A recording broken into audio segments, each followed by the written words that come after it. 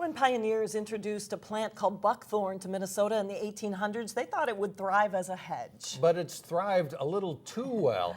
Buckthorn hasn't been sold in the state for 80 years, but you can still find plenty of it in the woods and in our parks.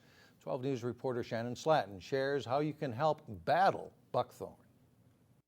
This whole area right here, you couldn't see 5 feet. When Dave Turbenson grabs his red basket and heads into the woods, These trails had grown close, and we still have a lot of work to do. he's a man on a mission. When I moved to Plymouth 10 years ago, one of the reasons I moved here was the parks and the trails and the woods.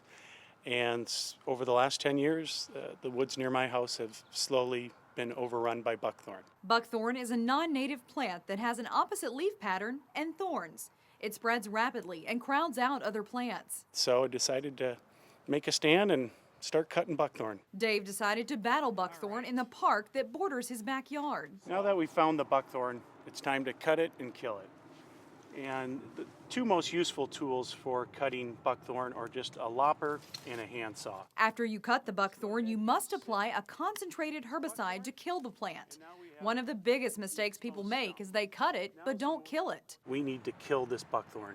If I don't treat this with an herbicide, by next year there'll be 5 to 8 new sprouts coming out of this stump. There's evidence of that here. Someone cut a big buckthorn tree but didn't spray it. So 10 plants grew out of the stump. It's gaining momentum. Here you can see just how prolific one buckthorn tree can be. This is a female. You can tell because it has berries. Underneath you'll see hundreds of new plants that will be ready to reproduce in the next few years. Plymouth needs more volunteers like Dave to organize buckthorn busts this fall. Volunteers are critical in our struggle against buckthorn.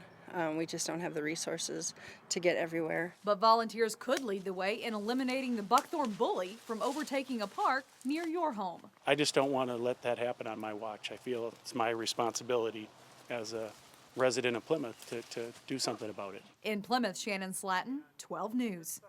The best time to eradicate buckthorn is late summer or early fall. Buckthorn loses its leaves later than native trees, so that's one way to identify it. And I think if you look in your backyard, you might have some. Unfortunately. Yeah, a lot of people